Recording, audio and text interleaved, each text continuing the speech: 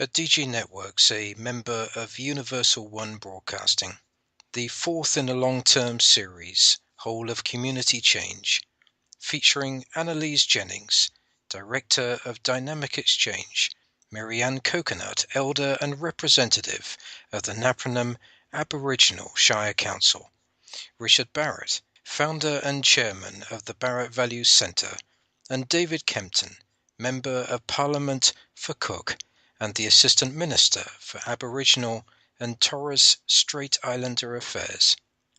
Annalise Jennings is the Director of Dynamic Exchange and has over 25 years' experience in senior roles in financial services and other sectors including property and small business.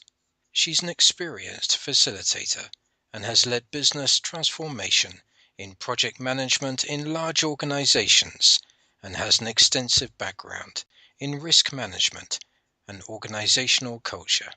This experience has been gained through working in India, Australia, New Zealand, and the United Kingdom.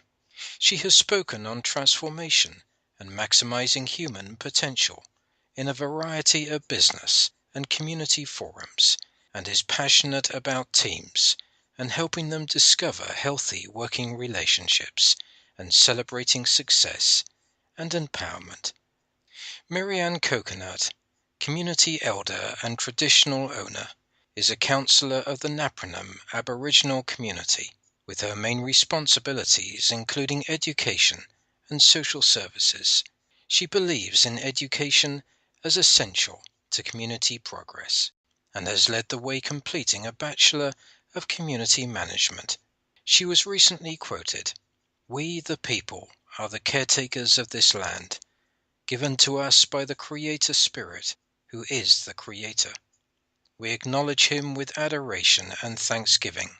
We the elders are the gatekeepers, and this is an age-old role given to us by our ancestors. Our knowledge and wisdom of our country is still strong, and will remain invisible and well guarded in our spirit till we die. Our spirit will pass this knowledge on to the next elder in line." And Richard Barrett is an author, speaker, and social commentator on the evolution of human values in business and society. He's the founder and chairman of the Barrett Values Centre and an internationally recognized thought leader on values, culture, and leadership. He's also a fellow of the World Business Academy, member of the Wisdom Council of the Centre for World Spirituality, honorary board member of the Spirit of Humanity Forum, and former values coordinator at the World Bank. He's the creator of the internationally recognized cultural transformation tools, which have been used to support more than 5,000 organizations in 60 different countries on their transformational journeys. To date, more than 4,000 change agents and consultants have been trained by the Barrett Values Centre to use the cultural transformation tools in over 50 countries. Over the past 10 years, Barrett has been called upon to support the leaders of major national and multinational organizations in Australia, South Africa, Canada, the United Kingdom, United States, and Sweden. And finally, David Kempton, Member of Parliament for Cook and the Assistant Minister for Aboriginal and Torres Strait Islander Affairs, grew up in regional New South Wales and studied law through Sydney University whilst working full-time in a city law firm. After 10 years he was drawn back to the bush and moved to Cooktown, Cape York, where he set up the first law practice since 1935. Living and working in Cape York exposed David to many property and human rights issues. He was heavily involved in the continuing resolution of a battle between environmental, indigenous and pastoral land interests and negotiated many outcomes, including the Wick Native Title Claim of 1996. Of particular concern was the impact of welfare and paternalism on Indigenous people and the lack of effective representation in Cape York and Torres Straits. This ultimately led David into politics in 2012, when he became the first Conservative Member of Parliament for the seat of Cook in 44 years, and was appointed the Assistant Minister for Aboriginal and Torres Strait Affairs. He is passionate about his electorate, and having formed a relationship with Napranum before entering politics, he was keen to see the good work undertaken by the community and his whole of community change program continue. He believes the only way to break the paternalistic welfare cycle is to shift from control to support. To witness the transformation of Napranum in just 2 years is a privilege and a testament to the success of engagement ownership and responsibility over paternalism, intervention and control.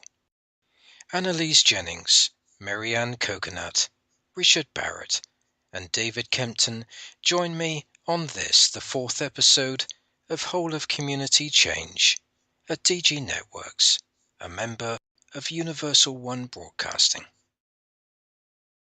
Welcome to the long-term series Whole of Community Change, episode 4 in the series today, and a great pleasure to be joined by Annalise Jennings, Director of Dynamic Exchange, Maryanne Coconut, Elder Representative for Napranum Aboriginal Shire Council, Richard Barrett, Founder and Chairman of the Barrett Value Centre, and David Kempton, MP and the Assistant Minister for Aboriginal and Torres Strait Islander Affairs. Start with yourself, if I may. Annalise, welcome to the programme. Thank you. And to Maryanne Coconut. Maryanne, a great pleasure once again. Thank you. And to Richard Barrett. Richard, welcome to you. Thank you, David. David Kempton. David, welcome to you as well. Thanks for returning. Thank you very much. Start with yourself, if I may, Annalise Jennings, for our listeners. A brief overview I'm going to ask from everybody before we jump into the narrative today. Annalise, your brief background, if you may. My background is in corporate banking, about 27 years in corporate banking. And about 5 years ago, I discovered the Cape on a holiday where I was asked to be godmother to a little girl for 4 days, break from corporate. And 4 days became 2 weeks after I met some Indigenous elders who got really interested in my conversation around community ownership and self-determination. And 2 weeks became 3 months, and 3 months became 12 months. And eventually I resigned from corporate banking and made the shift to supporting Indigenous communities in far north Queensland. Thank you, Annalise. And Maryanne Coconut. Maryanne, a brief overview, background of yourself, if you may. Growing up in Napranum, went to a mission school. Been in Napranum all my life, grew up there.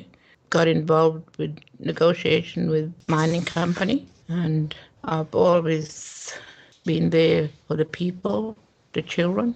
Always had a passion in my heart to be a part of the community, to work with the children and the people. That's how I am. From early days when I was growing up till now, I'm older, getting on in years, but it still never stops me from working in the community with my people and other people around. Maryanne, thank you very much. That was perfect. Let me turn to Richard Barrett. Richard, background from yourself, if you may, sir.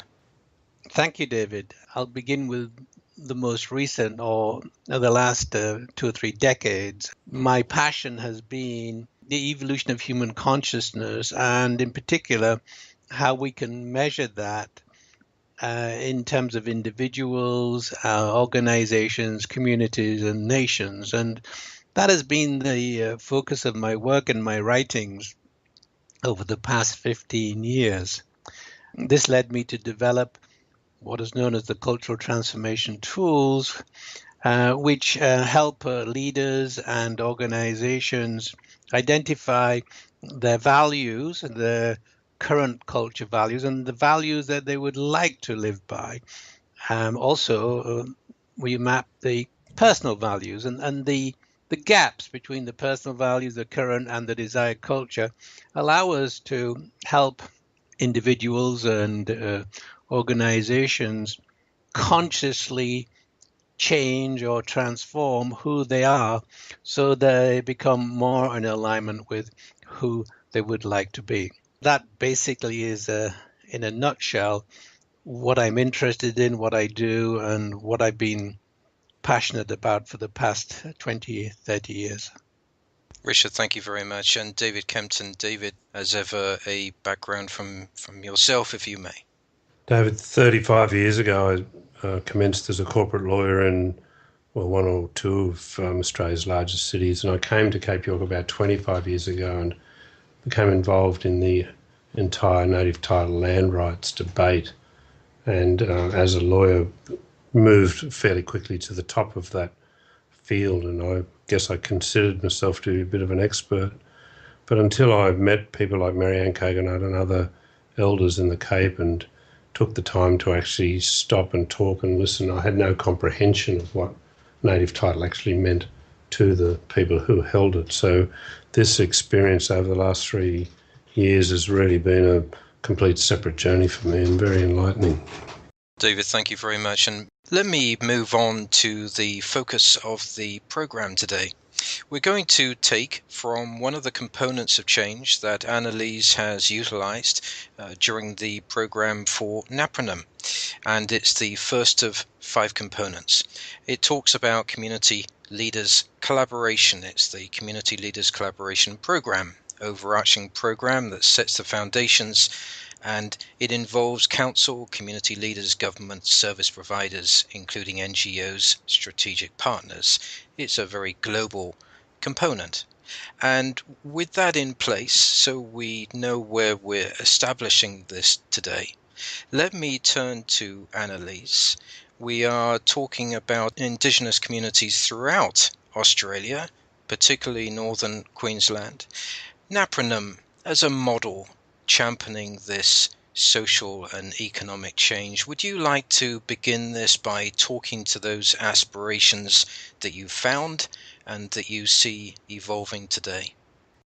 Well, in talking with the community back in September 2011, I started with a conversation about, who am I? What do I stand for? What's deeply meaningful to me? What are we here to create together? And it was very much a conversation about creating a very different future.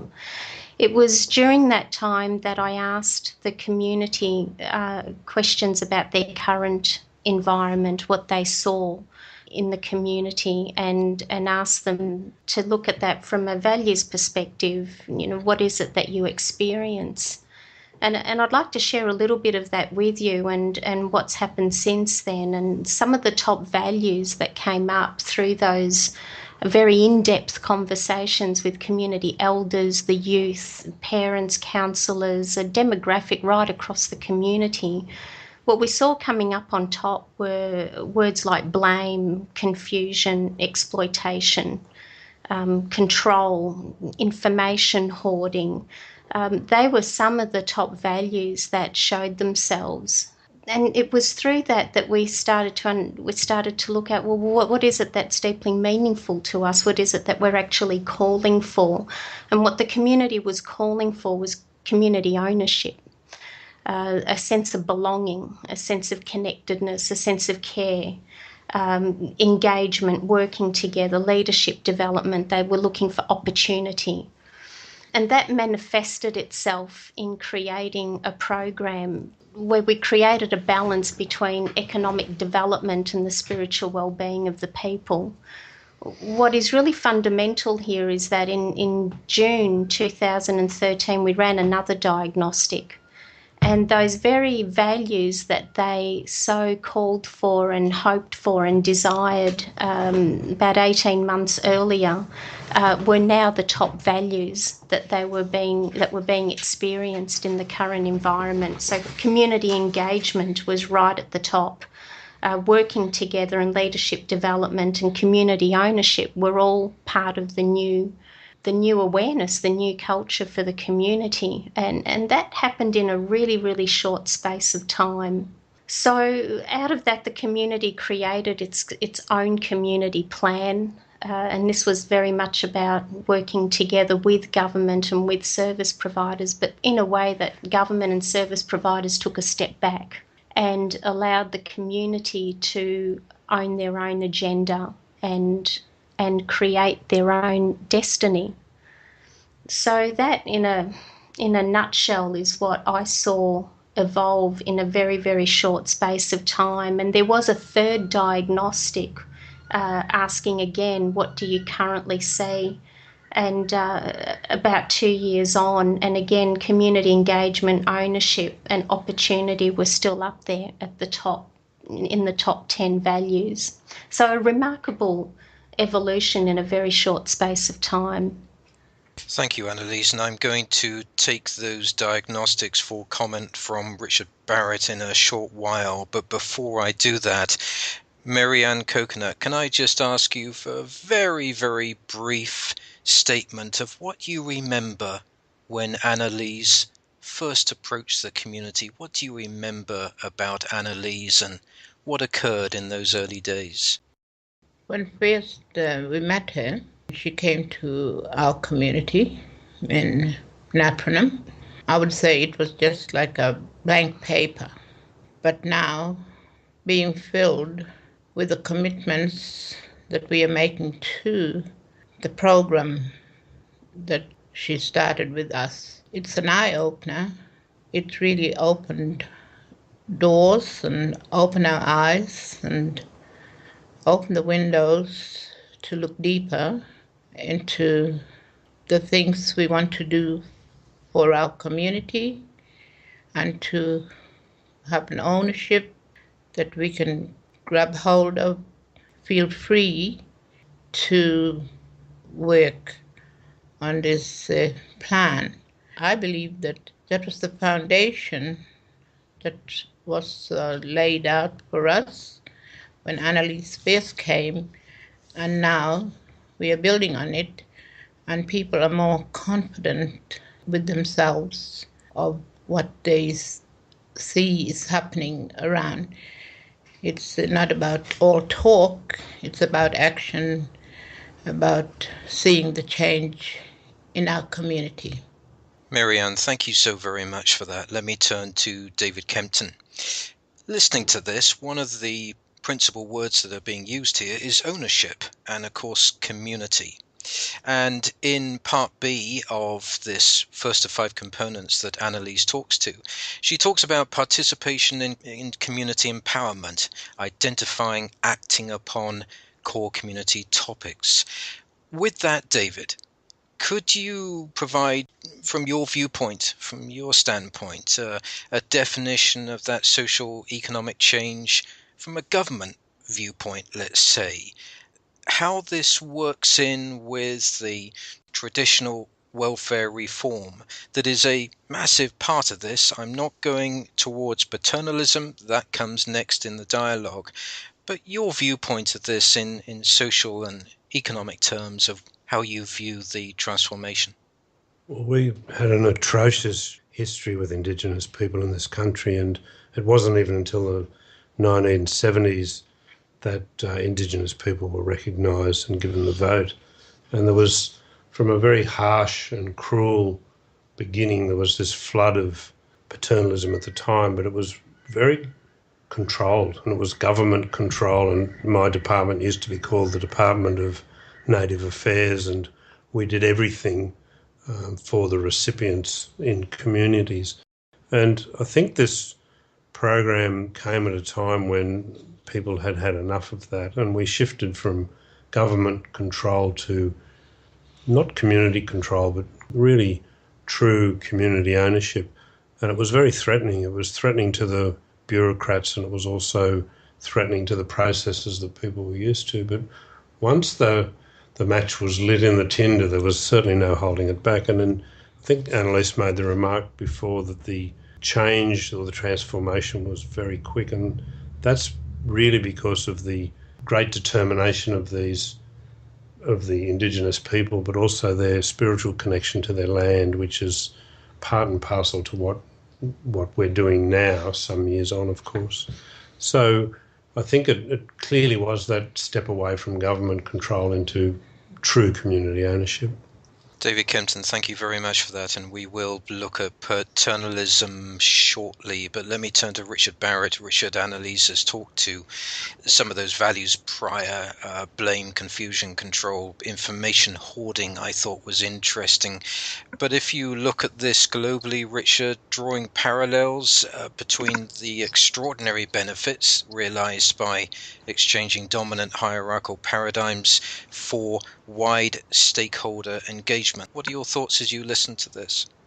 Main thought is what we're witnessing here, and it's happening all over the world in different places, and I'll talk about that in a moment, is what I would describe as mass individuation. If we look at the stages of psychological development, the fourth stage is about taking back ownership of who you are and letting go of cultural indoctrination, to having the courage to fight against oppressive powers which are denying you that possibility and the hope of taking control and being who you really are and being responsible and accountable for your own future.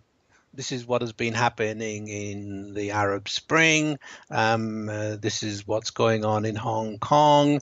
And it is not surprising to me that this is now taking place amongst the indigenous people around the world. And I have to say that I stand in great admiration of Annalise's spark of light that enabled her to connect quickly at the soul level with the people of Napranum, so quickly ignite their hopes by doing a simple survey to find out, well, how did they collectively see the community, what values and negative values were there, we call limiting values, and was it they wanted. And it was in the process of collecting their responses and then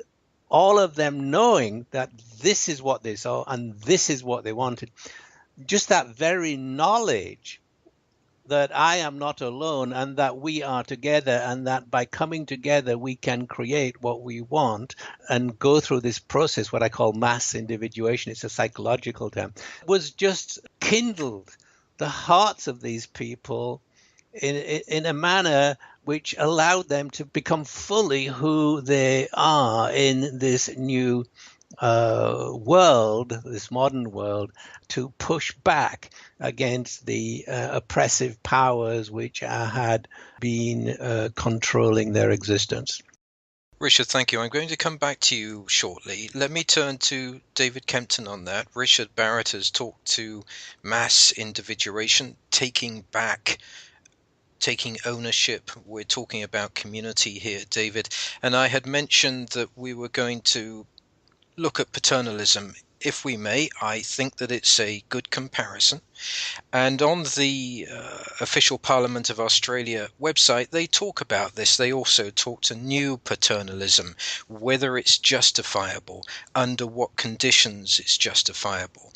And of course, Richard Barrett just brought up the two words, responsibility and accountable.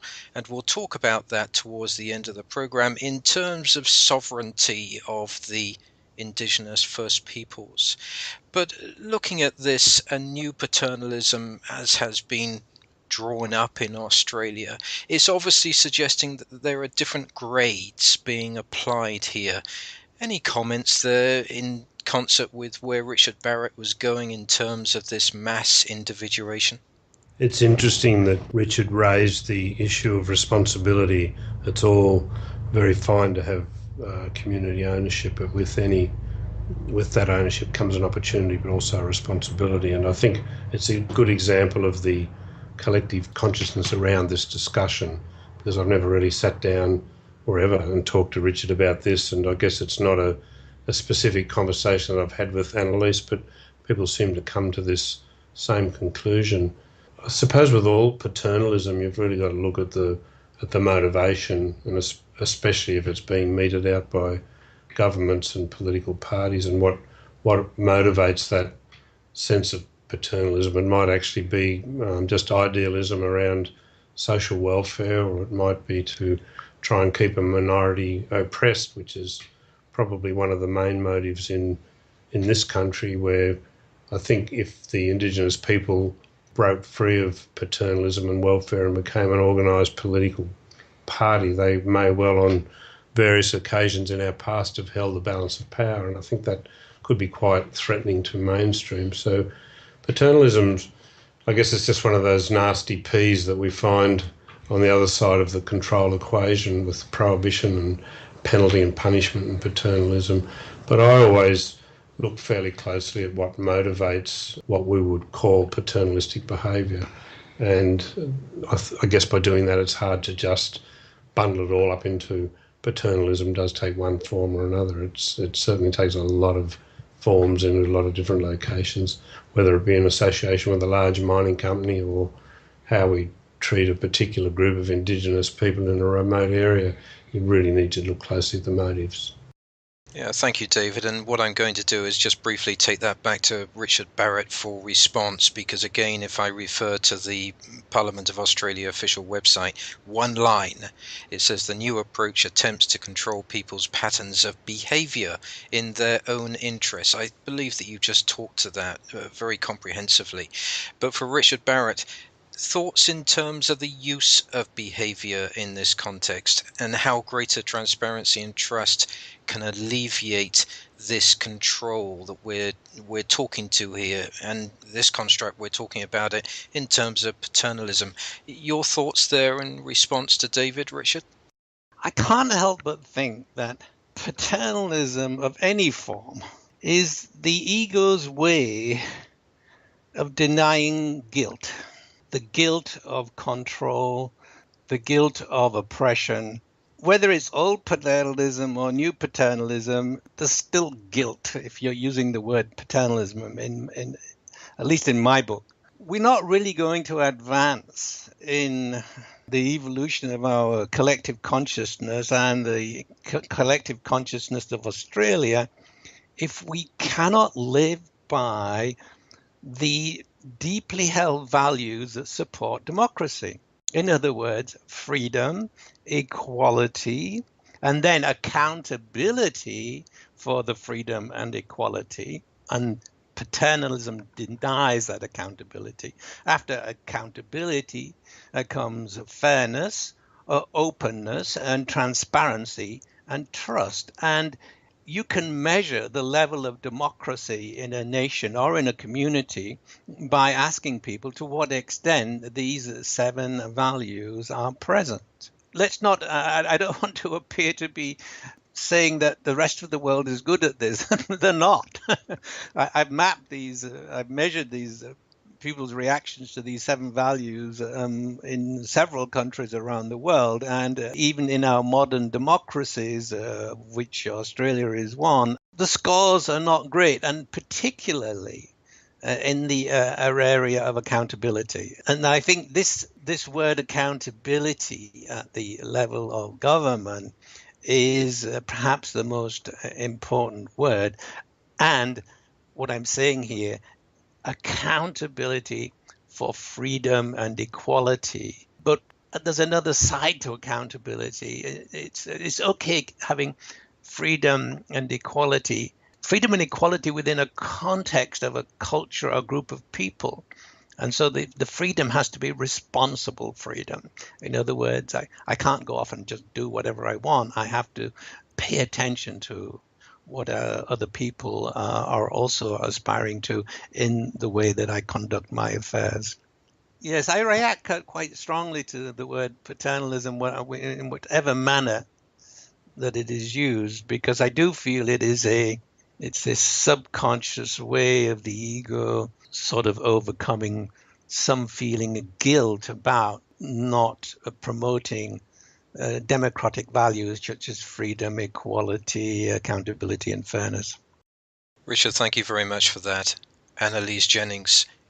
I brought this up at the beginning of the program. Annalise, you know me well by now that at the beginning of every program there is always a disturbance. I believe that we've covered it. We don't need to really talk to it any further, but it's important that that was positioned there. But Annalise, Richard talks about the 7 values. He's talked in the past to the truth as being the end game. When you're talking about collaboration now between community and state, what is it that you've witnessed? Taking all of these elements into account now, what is it that you've witnessed that has been so inspiring for Napranum and equally for the state and for David Kempton to witness this? An all-round win-win. How would you define that, Annalise? My observation as I started to do this work is that what I saw were 3 very separate agendas, be it government, community and service providers. And albeit that they were all well-intentioned, they weren't often overlapping or complementing one another.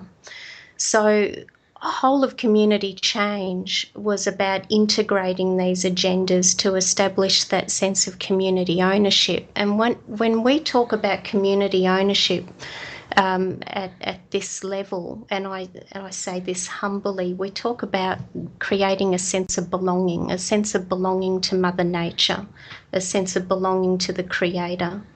It's about creating connectedness between all parties, where my success is your success, my failure is your failure, there is no them and us, nothing separates us, and creating something that truly cares for everybody. So whilst we understood that the current culture was about exploitation and paternalism and information hoarding and so on, we really never went back to it and we really never talked about it again. We understood it, we respected it, but we left it in a safe place. And what we started to do was to build the future. And build the future around, okay, what is it that we want to co-create together? By positioning our narrative, our conversation, our story into what is it that we want to create, we found that we shifted from paternalism and control without even having to focus on it. So it was like a little miracle that was starting to happen. So as we started to move towards true community ownership, we saw those lesser values start to slip away. And again, this was very important that we had a progressive government who could respond to the needs of community and was ready to not intervene but to allow the community to really have a go, to underpin and support, but in a way where the community was empowered to lead and implement its own agenda. And so that's where we saw that shift away from welfare dependency and government-owned services and programs. So this was about the shift from government-owned services and programs that focused on the deficiencies and needs of community to building social capital in a way where then what the manifestation of that was community-owned infrastructure and services. And in fact, in Napranum's case, and in very practical terms, we've seen an increase, 40% increase actually, in community-owned infrastructure and service by focusing on what is it that we want to create together. Annalise, thank you for that. Before I turn to David Kempton, Maryanne Coconut, very briefly. Maryanne, Annalise has talked to the sense of belonging for the community, for the people, to the Creator. There's a spiritual aspect that comes in here, very important. How do you see that? How do you see that as the dawning of a new era for Napranum, Maryanne? I see it as journey that is fruitful, that the people see a transparency before them. There is no hidden agenda, and working together listening to each other, the government and the people working together, having an insight into what's happening in our community, having that connection, the spiritual connection with the Creator Spirit and the people around, and feel the warmth that we can work together as one people, no matter who we are, no matter what color we are, that there is always a common ground that we can work together. Maryanne, thank you very much. Before I move to you, David, let me just ask you, Richard, there. I must ask this. Maryanne has eloquently talked to openness, no hidden agendas. We talk to openness, transparency, insights in these series that we're engaged in. Let me just go back to what Annalise said about leaving behind the paternal agenda and not even thinking about it and moving towards something. Right there, I think, is a fundamental insight that applies to every situation that an individual or a community is in. And that is not to move away from something, but move towards something. That is a fundamental law of creativity. Because if you decide to move away from something, whatever it is you're moving away from is still a part of your mindscape, it's still in your thoughts. Whereas when you move towards something, you no longer have in your mind the past. You are moving to a future and you're setting an intention. And that has great power of creativity attached to it. So I just wanted to underline that very important principle. With regard to the comments that we've just been listening to, I very much recognize the connectedness of First Nation people all over the world to the underlying spiritual field, energetic field, which most of us in our modern world have lost. We've lost this connection to our true reality.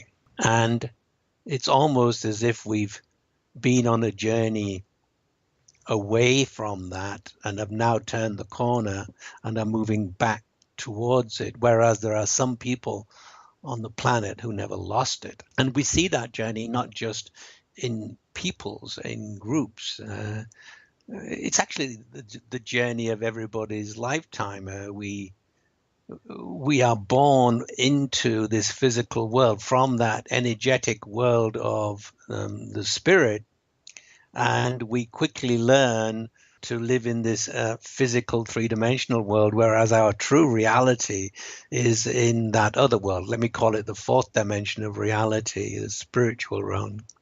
And as we go through our life, we go through the stages of psychological development. There's a turning point. I call it that individuation point, where we stop and look at what we believe based on our experience in this three-dimensional physical world, and we begin to recognize and reconnect with our spiritual connection, and then spend the rest of our life moving in that direction. And as I say, there are peoples in the world who never lost that connection, and so we should celebrate that and recognize it for what it is, as something that is so fundamentally important to our existence, that we should honor those people who never lost it in the first place. And Richard, thank you for that. And it always inspires me around this area with Maryanne Coconut, because Maryanne talks to the remembering and the celebration of that. Very inspiring. Just very brief comment from you, Annalise. Richard Barrett talks to not moving away from something, but moving towards something. Yes, absolutely. It's about focusing on our hopes, our dreams. It's about focusing on the possibilities rather than focusing on the problem. It's a shift in narrative. It's a shift in our story, a shift in language. And I hear Richard use words like energetic field and spirituality, and I would like to share something that I've run now countless workshops across many communities, and I've spoken with thousands now of community people, and in every session they have called for home ownership and access to traditional land. But when I ask a deeper question about access to country, what I humbly understand is that it's a coming home to Mother Earth. It's a coming home to our spirituality. So this is about creating that sense of belonging that I spoke about earlier. It's where we understand that we are not separate from Mother Earth, but that we're actually a part of its tapestry. It can't be defined with lot numbers and parameters. We don't own land. It's our country, our land, our Mother Earth that owns us. So we're all part of that one living organism. That sacredness, that wisdom is inbuilt inside us. So it's a return to country. And so when, in my experience speaking with Indigenous people, when they talk about the return to country or what we're stepping towards, it's where government policy and over-servicing doesn't exist. So there's no place for it or even a need for it. So I really wanted to share that it's that spiritual sense of simply being. Annalise, thank you. And I'm going to turn to David Kempton, a long-winded inquiry for you. David, bear with me. I'm going to return back as reference to the first of 5 components that Annalise Jennings created. She's talking about creating collaboration between the community service providers, government, to ensure the community has ownership of and responsibility for the appropriate provision of services and funding. Annalise talked to progressive government, talks to coming home. She also talked to a 40% increase in ownership, infrastructure. And in celebrating your work, David, you work with pastoral leases. I'm going to now look at ownership in terms of Crown land that you deal with and ask for an overview of that work that you've been involved in, and to ask, I guess, is there in some way a limiting factor historically with the way that Crown land has been leased from the government to Indigenous communities, or is it serving the communities through those land leases, and particularly for youth training, youth employment? Well, historically, after sovereignty, and we effectively stole this nation from 2 other nations, being the Aboriginal and the Torres Strait Islander people who had sovereign title before we came along. And obviously Mabo turned that around and said, well, according to the international law as it stands, you didn't in fact settle these lands in the way that you said you did, and there was no treaty.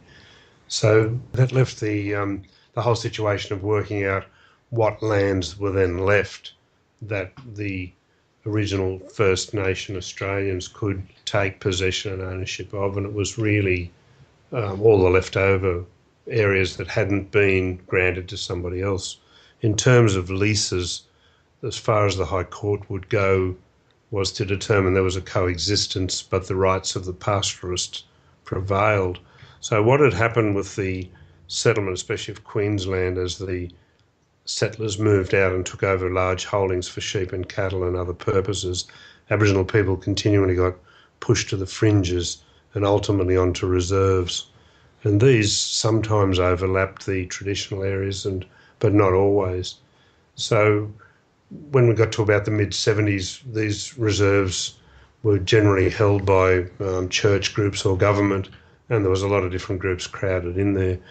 In the mid-80s, we turned those into deeds of grant in trust, which meant that the councils held them on behalf of the Indigenous people living there as beneficiaries. But it was always very incomplete, and I guess it just supported this whole paternalistic approach. So what has happened over the last 10 years has been a process of actually converting all those deed of grant and trust areas to Aboriginal freehold, but it still meant there was conditions around individual ownership, and I think we spoke about this last time with the legislation we've recently passed. Aboriginal people or Indigenous people will now have not only the right but certainly an opportunity to own their own homes in freehold.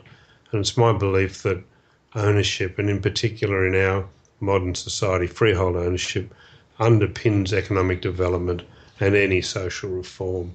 You'll never move away from welfare and paternalism unless we truly are going to hand over true and proper ownership with the responsibility that attaches to that.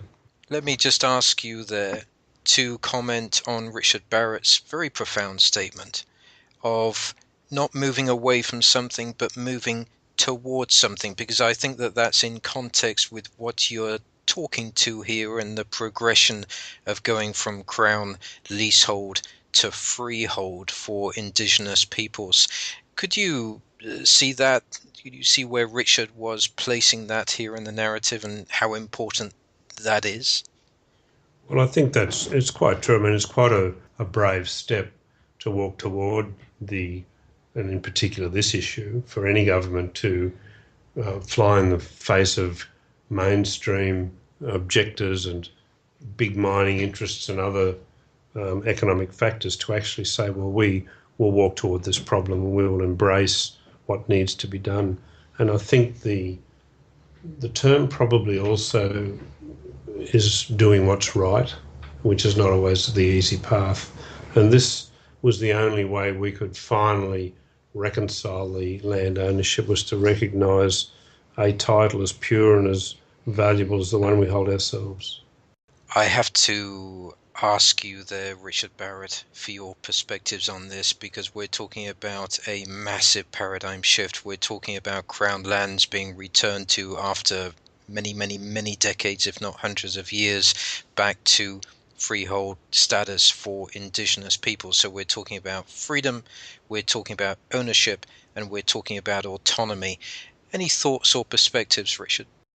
Well, I think this approach illustrates the importance of the value of equality. I think that, democratic governments need to work with values and not with party policies, but because deep down it's all about the values that you are trying to live by. And so here what we see is the idea of creating more equality. And also what I see is attempting to fit the worldview, if I can put it that way, of the Aboriginal people into the worldview of our so-called modern economy. And I don't think that will be possible until the worldview of our modern economy evolves in the opposite direction, in a new direction towards that worldview, which we see in Indigenous people. Now, if you look back over history, we see,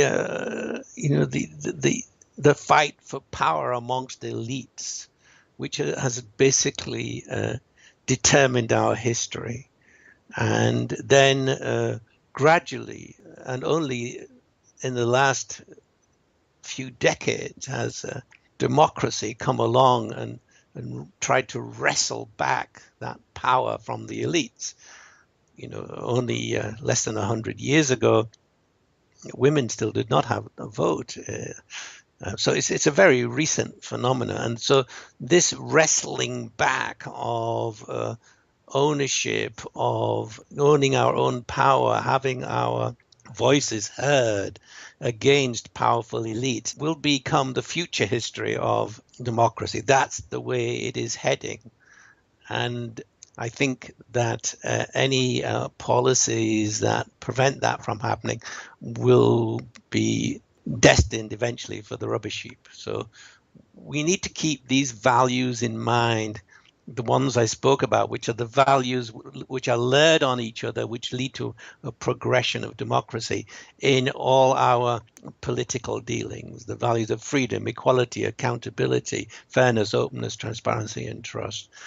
I think huge strides have been made in Australia, and this is, it is wonderful to see. We're just basically heading in the same direction that humanity has been heading in, or the common man has been heading in now for thousands of years. That is to get back the ownership of their own souls and be responsible and accountable for their futures, and to wrestle that back from the elites who have always oppressed the common man.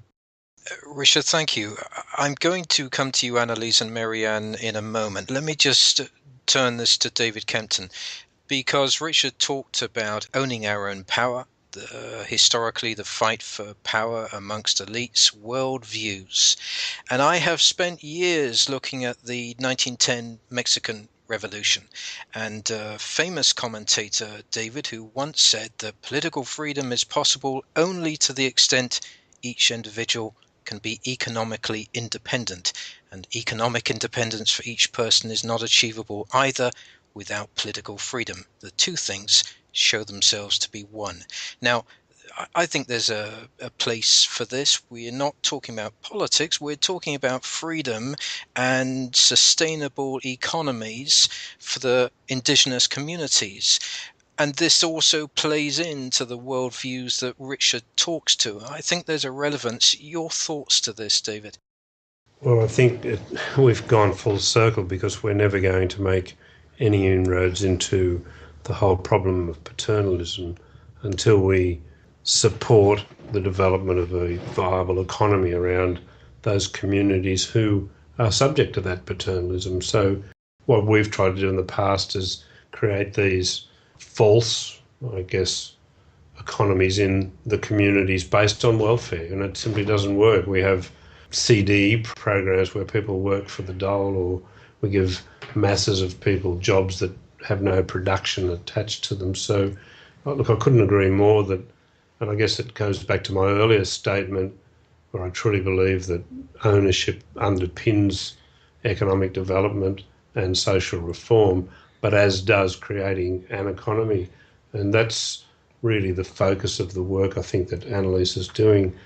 Paternalism may well be an intention, but it could also be a product of ignorance.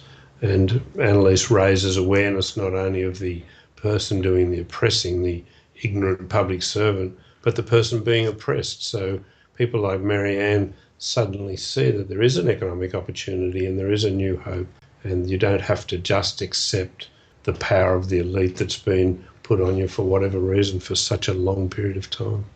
And I have to turn to Annalise Jennings with that. Annalise, David there talks to a false economy. The welfare comes into this, but this now is turning towards the magnificent success and solutions that are being created here at Napranum, and I'm sure that at other indigenous communities. So your overview of what you're hearing, Annalise? I'm looking at where this progression of economy actually fits in all of this. And 3 years ago, when I started this work with Napranum, the number one value that was showing up around the desired culture was community ownership. Now, over the last couple of months, I've been working with 1,000 or so traditional owners across not just Napranum, but across the Western Cape communities. And what I've seen now is that the number one value that is being called for is belonging. So we're seeing a shift now from ownership to belonging. And I'm trying to come to terms with that, because all of this is happening right here, right now, and I haven't had time to really evaluate it, and so I'm just sitting with it at the moment. But in my heart, what I'm feeling is that we're moving from a third dimensional conversation to the fourth dimension when we see the shift from ownership to belonging. So I'm feeling pretty excited right now. So we don't actually need to make inroads with paternalism or into paternalism. We've just got to stay focused on this conversation about creating belonging. And so when we come back to, well, what is it that, this program is all about? What is it that we've been trying to co-create together? And this is very much about creating that balance between a growing economy or progression of economy and spiritual well-being. So what we've seen emerge is a very clear concept that spiritual growth, when aligned to economic opportunity, provides the fundamental basis for that social transformation that we're now seeing in Napranum, that belonging and that social capital. So I'm just going to leave it there because I'm still sitting with all of these different concepts, but something is about to emerge and it's really exciting. I'm sitting here with anticipation. Maryanne Coconut, we're talking here about belonging, and it's interesting, isn't it, that Annalise has talked about ownership, but then about belonging. And this is all about spiritual growth. Isn't it all about belonging to the Creator, knowing where we truly come from? My thoughts would be about, just recently we had a native title, determination. It really comes back to us that this is a time of belonging to the land. It was an exciting time to celebrate this special occasion. I don't know if you want to hear what speech I made at the native title celebration. It's right here in front of me. Fellow countrymen, women and children, we are here today to give thanks to God for the great and wonderful event in the history of our people. Our land is being handed back to us after a long time. We thank the Creator Spirit in giving knowledge and understanding to all the stakeholders, such as the court, the Land Council, including ourselves and others who have worked so hard to make this day a reality. We are the caretakers of this land, given to us by the Creator Spirit, who is the Creator. We acknowledge Him today with adoration and thanksgiving. We, the elders, are the gatekeepers. This is the age-old role given to us by our ancestors. Our knowledge and wisdom of our land is still strong and will remain visible and well guarded in our spirit till we die. Our spirit will pass the knowledge on to the next elder in line. Knowledge and traditional knowledge is sacred. It cannot be taught, bought, or grabbed by someone else. It will follow the right protocol, right pathway, and the correct channel. This cannot be stepped over or crossed. We, the gatekeepers, can only open the gate and get in and come out, and ourselves at the right time when it is needed. Some people think that while land was taken away from us without our permission, its cultural values, understanding and stories are gone from us. I say no to this because sacredness and wisdom are spiritual values that are built in us. It may be unseen on the outside, but visible and seen in ourselves and our relationship together. We come today as one people, as gatekeepers and caretakers of the ancient land, wisdom and culture of our land and people. So I speak to the land and sea and thank them in waiting for us for just a little longer, and our Creator, who is kind, patient and loving, enabling our land to be returned to us for safekeeping. Let us be happy and join in the spirit of celebration today together. And that was the speech that I made when we had our celebration for the native title handover. Maryanne, thank you so much for that. I must just ask you, David Kempton, that must strike quite deeply, doesn't it, David? You have devoted much of your work through the pastoral lease systems. These sorts of words that are offered by Maryanne, they must be very inspiring for you in particular. Well, they certainly are at this juncture. During a lot of my professional career and involved in the court process, most of that was fighting over who owned which piece of land and how we could exclude the rights of Indigenous people, and within that process, not only for the people who also claimed it, but the very process itself. And to have been given the opportunity to gain a much greater insight into what I guess we would see as a fairly everyday event now, but what that actually means to Maryanne and the other traditional owners, it's a profound experience, and it's something I wish I'd had understood more fully 20 years ago, because there'd be a different outcome now. Thank you, David. Richard, I must ask you, then we're going to move swiftly into one of the final parts of the programme today. We've just heard from Maryanne that she talks to culture and spiritual values, and Annalise was talking about the number one value there as being community ownership. These are very important. What are you gaining from this yourself, Richard? Well, David, this is a really interesting example to me of the difference between our three-dimensional physical perception of our reality. Remember, we have 5 senses, and those senses are very restricted in terms of what they can observe.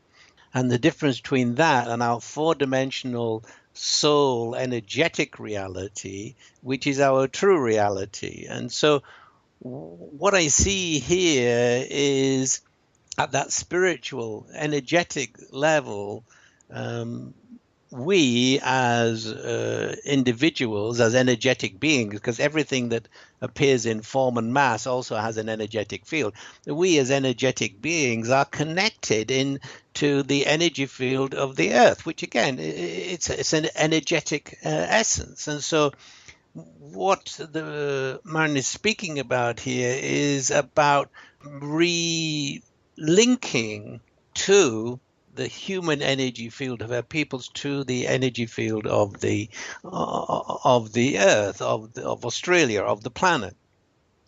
And you see, we can't see that in our 3-dimensional physical reality. We just see separation. And so the rules and the regulations that have been set up in our 3-dimensional way of thinking have separated the peoples from their land.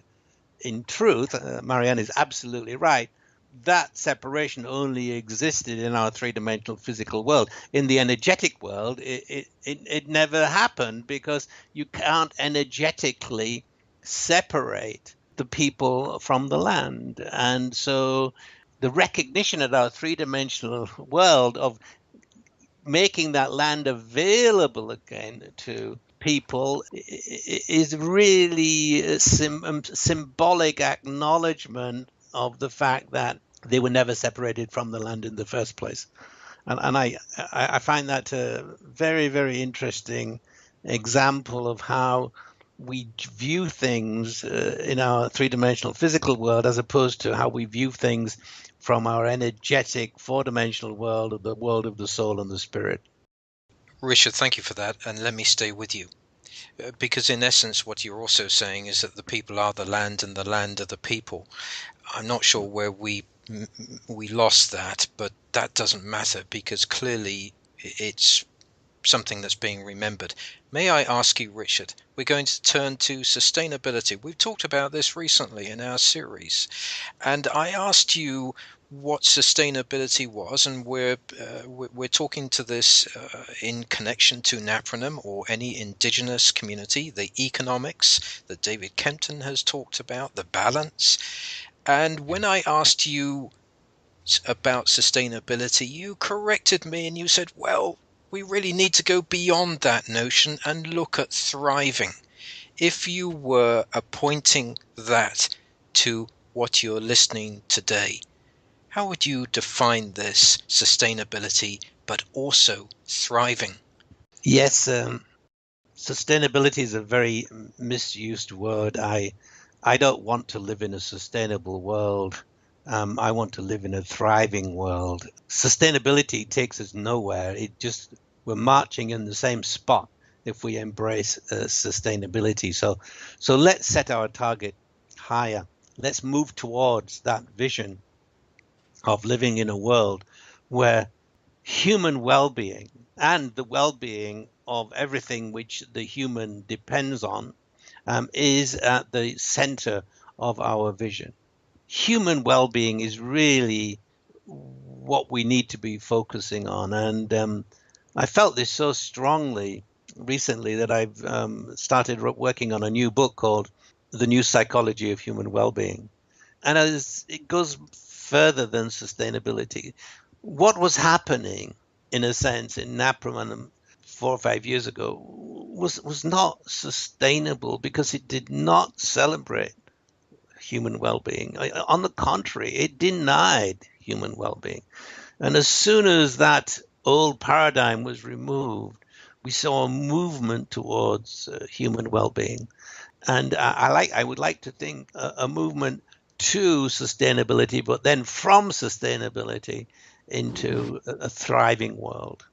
That is what I'm seeing here. And that thriving world is a world which celebrates not only our physical needs and our emotional needs and our mental needs, but also our spiritual needs, which have been denied so much, I think, as being important in the last few centuries. Richard, thank you. And Annalise Jennings, I, in my notes, have immediately turned to you on this now because I've asked the question, Annalise, your thoughts on sustainability, and considered perhaps from what you've seen and what you've witnessed, the viewpoint from the creator's standpoint of all things, and also from an Indigenous member, an elder, somebody in the community of Napranum. Your thoughts to sustainability here? I see sustainability as ongoing learning, evolving and adapting. And so that's the definition at this point in time that I would put around sustainability. But looking even more broadly, and I'm feeling quite excited because I've been observing the conversations, and we're seeing conversations around shifting from paternalism, control and intervention to community-owned plans. But we're also seeing a shift from ownership to belonging over the past 3 years, and that in itself could be the demonstration of that shift from the third, recognising and being aware of that third to the fourth dimension. The quote around we were never separated from the land in the first place because we are all part of the one, we're all part of the whole, and so there is no separation. So could the new definition of progression of economy or sustainability, whatever we want to call it, be that thriving world that Richard talks about that celebrates our spiritual needs? And so I've seen just a wonderful celebration of evolution and adaptation just in this conversation over the past hour or so, and it encapsulates what I've seen in community over the past 3 years. And with that, David Kempton, you work with infrastructure, economic growth for the entire Cook electorate and the Indigenous communities. Your thoughts to sustainability, we could go into all sorts of areas here. We could talk about carbon footprints, the green movement, etc., but staying very focused on sustainability as appointed to an evolving and illuminated Indigenous community. How would you define that, both from their viewpoint and what you would think of as the viewpoint from state and central government? Well, I'm absolutely captured by this notion of thriving, and I think sustainability is probably only reducing the rate of decline. And I think, in very simplistic terms, one of the things I really like about Richard Barrett's work, in particular his models and the entropy score is that you can't really measure a thriving community. For example, I could go to the doctor and he could do a whole series of tests on me and he could come back and say, well, there's all these things wrong with you. And if we use that example for Napranum, everything was wrong with Napranum. And I went back to meet with directors general and department heads on the results of the entropy score for Napranum off the back of Annalise's work, and they said, well, we're not seeing this. We don't have the qualitative data to support what you're saying. And I said, well, I don't really care, because this is what the community is saying about itself. It's its own perception of whether it's sustainable or not. And in fact, the community said under this new process, we're thriving. And it was really interesting that just a couple of months ago, the data that our department collects caught up, and the Director General said, well, in fact, we are seeing the safe house empty, but it took 18 months for them to realise it. So the concept of pressing to thrive and to be able to measure that thriving in the language or in the understanding of the person or the community itself, I think that's really a big step in the right direction. So let me quickly turn to Richard, because we're going to talk about sovereignty now. And we've talked about autonomy. Personally, have talked about the differences between accountability and responsibility and where it can go wrong with autonomy, hence why I'm sure that there has been in the past apprehension between the state and individual communities, but now we're taking into account thriving. And sovereignty, it's a wonderful notion. It takes a spiritual level to a greater extent, and it really does talk very much to the hearts and minds of people in both government, state, indigenous, and in megacities and everywhere. So your thoughts to sovereignty here and its use, Richard, and applying thriving and not just sustaining moving forward. David, I believe there's an evolutionary impulse in everything that we label as living. And that evolutionary impulse is always to fulfillment. And we can call that thriving. Now, what I think David has noticed about measuring values and mapping them to the 7 levels of consciousness model is here we have a way not just of making the evolution of consciousness conscious, because we can see where the consciousness was located and we can see what the desire is, and 2 years later we can come back and see where it's moved to. But it's almost a lead indicator to the improvements, the social and the economic improvements that come with the shift in consciousness. So in a sense, the shift in consciousness is always in advance of the physical form and the benefits that that shift brings. And so that was one interesting point there, I think.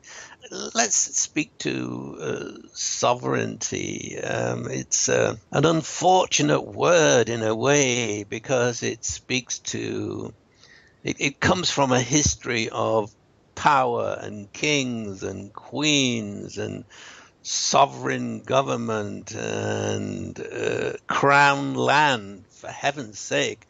Crown land, I know this term is used all over the world, but the crown is the king or the queen and the elite. You know, it's these are old paradigm words in my book. Yet they still have a significant meaning in our three-dimensional physical world. So what are we actually talking about when we're talking about sovereignty? We're talking about freedom. We're talking about the ability to be responsible and accountable for our own lives. And the best way that the human race has found how to do that so far is through something we call democracy, albeit even in its highest form right now, it's still primitive. You know, I live in the United Kingdom. I've lived in the United States. I've visited Australia, where we all purport to be democratic nations. But for me, these are poor forms of democracy, because I actually get to participate in democracy for 5 minutes every 4 years when I vote. And after that, I have no power. I have no voice, because I've handed it over not to an individual who I respect and can speak for me, but to a party political system that only represents one view. And that one view, when elected, that party is elected to power, that is the one view that predominates. So that all the rest of us who did not vote for that political party have now are separated from the democratic system. That's the way that I see it. So I'm celebrating how far we've got, but I'm also saying there has to be a new way forward. I don't know what it is, where we all can participate in our collective human well-being in a different way. And maybe that involves computers, maybe that involves the internet. I don't know. These are some of the thoughts the word sovereignty brings up for me, I'm afraid. It's I want to say it's not a pretty word, but it is a word that, unfortunately, that we have to use, because it has a significant meaning in our legal system and in our world. And that was incredibly helpful. And you know me, Richard, I'm all about literature, English language, use of words, and I wonder, the more that we discuss this, whether we should take these words and just say it's a new day. The same as the swastika. I mean, the swastika comes from the Sanskrit, meaning well-being, and yet we had the connotation of the Nazi movement, and so we see that in a very detrimental way. Sovereignty, I see where you're going with that. So perhaps we look at this with new eyes and as a new day, and with that, David Kempton, your response to what you hear from Richard. Well, sovereign title has underpinned probably my entire legal career, and to me it means it's something that I hold that others can't take from me, or something that I can't get from them. So I recognise the sovereign title of New Zealand because I'm not capable of going and taking it from them. But just listening to what Richard said and taking into account Maryanne's speech, it would seem to Indigenous people there is and can be no such thing, because the mining company may well come and dig up Maryanne's land and take it away, but the connection of Maryanne's with her land is so strong and so pure, it can't be a sovereign title, which is something that can be traded or bought or taken from another. So it really, I'm very challenged by this because I need to think it through, but it really takes away the very basis of how we've dealt with native title, because the first question we always asked of Maryanne was, well, prove your connection to this land. Well, it's like saying, prove that your heart is within your body. So based on this whole conversation, what Richard said, I really need to have a rethink about what sovereign title means in terms of Indigenous people's access, use of their land, and what they might be able to trade in terms of their traditional rights for economic opportunity. This has really brought about a new ballgame, and I'm very challenged by it. Let me turn to Annalise Jennings. Annalise, I'm going to take you back to your first component, and you talk about governance, set in motion principles of governance. That's what we're talking about. We know that we can thrive beyond sustainability. We know that the people are the land and the land are the people, and for Indigenous communities we're seeing them find themselves and remember who they are, as we all are. Your thoughts here as you hear about autonomy, responsibility, accountability. Sovereignty is just a word. Well, sovereignty is certainly a word that I struggle with. It hasn't come up in the circles that I've been working with the Indigenous people, and so to give it definition, I would have to make something up. It's just not resonating for me at all. What resonates for me is belonging. And so perhaps it's a new way of describing sovereignty, is to call it this place of belonging. But as we talk about autonomy and we talk about accountability, we talk about responsibility, I believe it comes back to the simple notion that as we build our spiritual awareness and therefore our consciousness grows, then everything else catches up with it. And so we start to see an economy, we start to see a thriving community. And so it's our consciousness that takes off first. And so this is what whole of community change seeks to do, is to work with people at that soul level to ask those age-old questions of who am I, what am I here for, and what's deeply meaningful to me, and allow whatever needs to happen and manifest from that to manifest. And in Napranum's case, we've seen phenomenal change. Annalise, thank you. And as ever, we're going to cover a news item. We're going to talk about the construction of the Civic Centre and the library and the office space. Let me start with you, Annalise. Very exciting here. It's been ongoing for a year, I believe. How are you seeing this transform the community, knowing that it's going to have a library, knowing that it has a community hall? Very diverse, wonderful solutions that are going to come out of this for the community.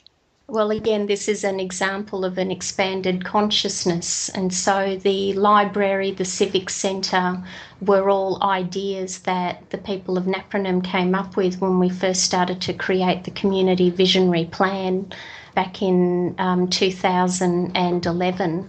And it started with us focusing on what is it that we're moving towards. And what we were moving towards was community ownership, engagement, working together, and fairness were the top values, and still are. And so out of that, we created the blueprint for Napranum going forward. And the Civic Centre, the library, is a manifestation of that. And it's fantastic to see, because it's another, as Maryanne said earlier in this session, that this is also all about action, and people are seeing action. They're seeing things happening around them, and they know that at some level they've been part of a conversation, of a thought, or they've come to a focus group, or they've come to a workshop, and they look around them and they can say, wow, I remember when I said that, and now here it is. It's right in front of my eyes. So it's the power of vision and the power of self-belief, and now, wow, here it is all around me. So it's very exciting. And David Kempton, the facility was partly funded by the Queensland government. A very proud moment, I would think, to see this coming together. A true showing of collaboration between state and Napranum must be very inspiring. I think it is inspiring, and it's just, I guess, reinforces that we need to not only take the big social reform steps and get away from paternalism and all the rest, but we do need to create an economic base. But I think where I spend a lot of time thinking about this, and we talk about the collective consciousness and raising awareness, and to what extent was the minister who I flew in there on a brief 1-hour visit, heard the story of Napranum and went away and made a decision to allocate $400,000 to this project, or $300,000 to that. And it wasn't based on paternalism or sustainability. He, in each case, got caught up in the Napranum story. And I think the consciousness, obviously Maryanne and Annalise tap into it regularly, but I think people are infected by it. So this is now a model community that really is thriving. And I'm getting goosebumps just thinking about it. And anybody that comes in contact with that thriving community doesn't want to do anything but see it thrive more. And this is probably the heart of what community consciousness in this context is all about. David, thank you. And that brings us to final statements. I'm going to start with yourself, Annalise. We've covered much territory today, very empowering dialogue, and very eye-opening, and we have based it around your component. Annalise, your final thoughts? My final thoughts is that we've had a conversation in the fourth dimension. We've had a conversation that really speaks to we are all part of one organism. We are all part of this whole, whatever that is. We're part of this collective consciousness and we've been caught up in it, and let's do more of that. This is a manifestation of blending spiritual development with great ideas from the community and actually watching it thrive and being a part of it. So my message to everybody is that this works. Give it a go, step in, work with it, because it's about faith and creation, and it's here, it's happening, it's right around us. Annalise, thank you. I'm going to turn to Richard Barrett. Richard, it was a day for which I was very thankful when I met Annalise, because I could see that she was working with an Indigenous community. I have been engaged with Indigenous communities in the southwest of the States for the last 25 years. And what I saw Annalise doing with measuring was actually measuring the source of all things and not the effect of all things. I found that hugely inspiring. It's talking to measuring the intangibles.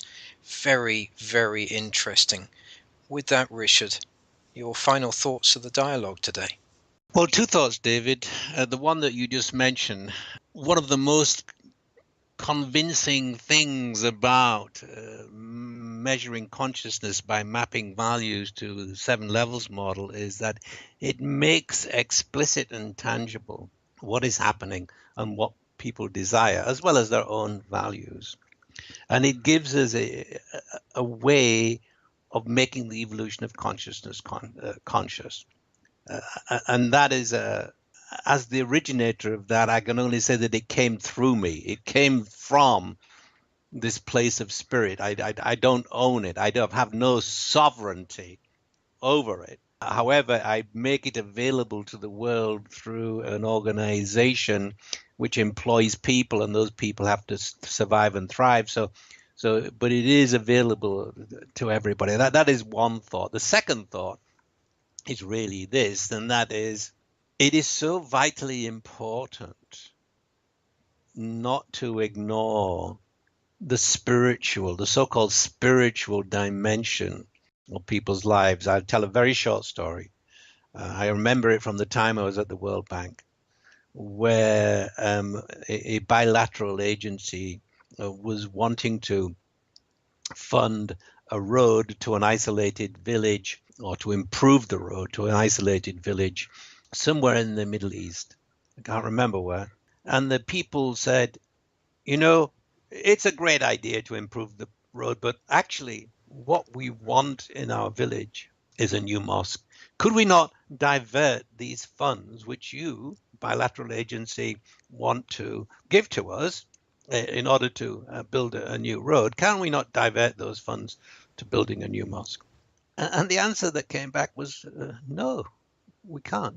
And I find that story so sad, because it denied, if I can use this word we've been using, it denied the sovereignty of these people. It denied them.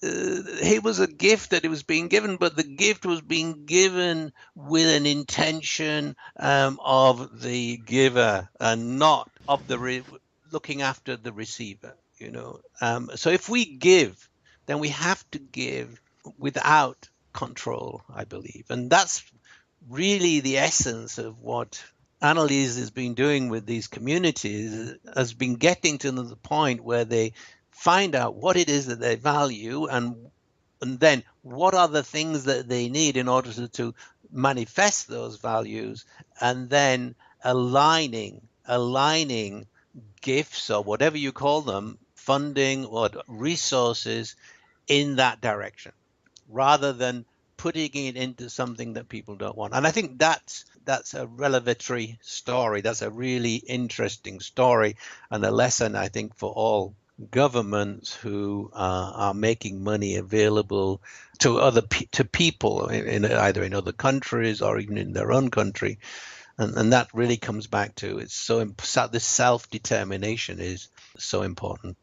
Richard, thank you. David Kempton, I'm going to turn to you. Richard's there just talked about explicit and tangible results, and Annalise, as I have said myself, has made remarkable tracks in creating information, values, purpose out of the intangible and making them into these remarkable tables of data. And then Richard talks to evolution of consciousness.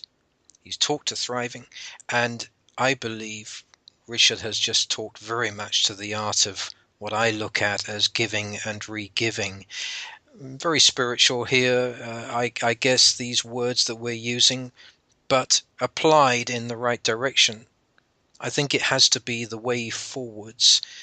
I think it's profound that Richard just told a story, because when you first mentioned that we would have some summing up comments, it was really the whole story that was what I was going to speak of. And I think we're very much shaped by our stories and what we're told as young people from our grandparents, and again what we tell our children now. And I'm a great believer in storytellers, and obviously the entire culture that Maryanne embraces is a story and is passed on by stories. And I was only talking to Annalise the other day about this, about the future of her programs and her work, and I said there's no beginning and no end. You don't know when it really began. You say, well, when you came up here for a christening, but it perhaps started many years before that, and there's no way of knowing where it's going to end. But it's the value of that story and what people can add to it and learn from it, the raising of awareness around hearing a story, understanding that story, and being able to carry its value onto others, I think for me is really the core of what we're doing. David, thank you. And that finishes us with Maryanne. You have heard we've heard these words of sustainability, and then Richard Barrett talks to thriving, and we've established, of course, that the people are the land and the land are the people, which you've said in many ways. And also just to introduce the news item for next time around the rainy season there that is approaching quickly, a beautiful time of the year. Wrap all that up. What are your final thoughts for the program, for the journey today, Maryanne? As we stand in the crossroad, there is no dead end, that the journey must go on. We belong to the land belongs to us. It was said when the early settlers came that Australia was terra nullius, which was not true. The people lived on the land because stories were passed on to us by our grandfathers, great-grandfathers, and it was passed on verbally, taught to us verbally. We grew up with the stories that was embedded in us, within us. And I believe that this journey that started in Napranum with Annalise will continue to grow, and it will bear fruits. That's my belief, and the belief of the people in Napranum. Maryanne, thank you so very much for that. In closing, it reminds me, taking the whole conversation together, that the famous Descartes often celebrated us coming to know the true I am in us all, and I think that's part of what we talked about, whether it's thriving, sovereignty, or anything else. It has been an incredible dialogue today. I shall start with yourself, Annalise Jennings. Thank you so much. Thank you, David. Maryanne Coconut, thank you so much for joining us. It's an honour. Thank you, David. It's always a pleasure. And Richard Barrett. Richard, thank you so much for being involved today. Thank you for the opportunity, David. And David Kempton, hope to see you again. I'm sure that we will. Wonderful conversation. Thank you so much, sir. Thank you. And to our listeners today, that was episode 4 in the long-term series, Whole of Community Change. You can gain information on this and any other program in the series at the official website, davidgibbons.org, or for international panels, crossingoverthebridge.com. Meanwhile, wherever you are in this world, good morning, good afternoon, and good evening.